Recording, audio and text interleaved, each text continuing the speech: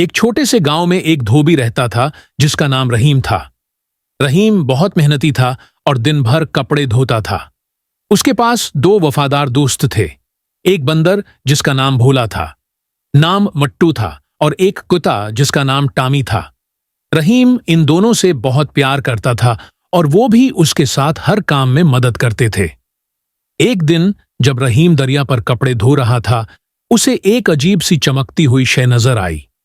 वो एक जादुई पत्थर था जो उसे एक नई दुनिया में ले जाने वाला था। रहीम ने पत्थर को उठाया तो अचानक एक रोशनी चमकी और वो एक जादुई जंगल में पहुंच गया। ये जंगल रंगीन था, दरख्त बोलते थे और जानवर एक दूसरे से बात करते थे। मट्टू और टामी भी उसके साथ थे।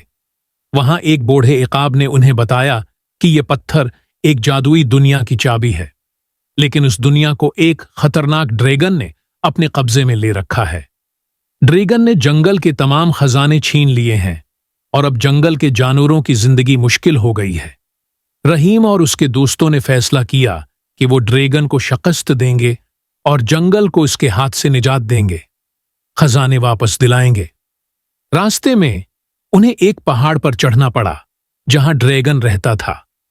मट्टू ने अपनी चालाकी से ड्रैगन को फंसाने का मंसूबा बनाया, जबकि टामी ने अपनी बहादुरी से ड्रैगन को डिस्ट्रैक्ट किया।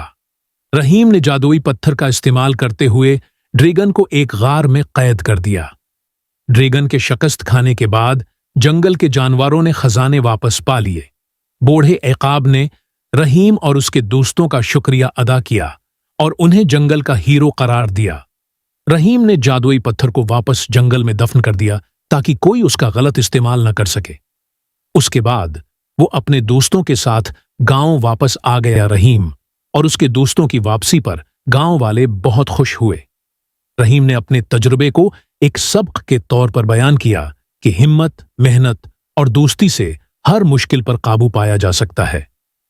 मट्टू और टामी अब भी उसके साथ थे और तीनों ने मिलकर एक नई जिंदगी शुरू की। अखलाकी सबक।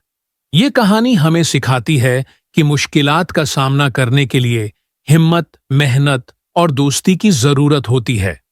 रहीम और उसके जानवर दोस्तों की जादुई मुहिम हमें ये पैगाम देती है कि नेक काम करने वाले हमेशा कामयाब होते हैं। Yeah.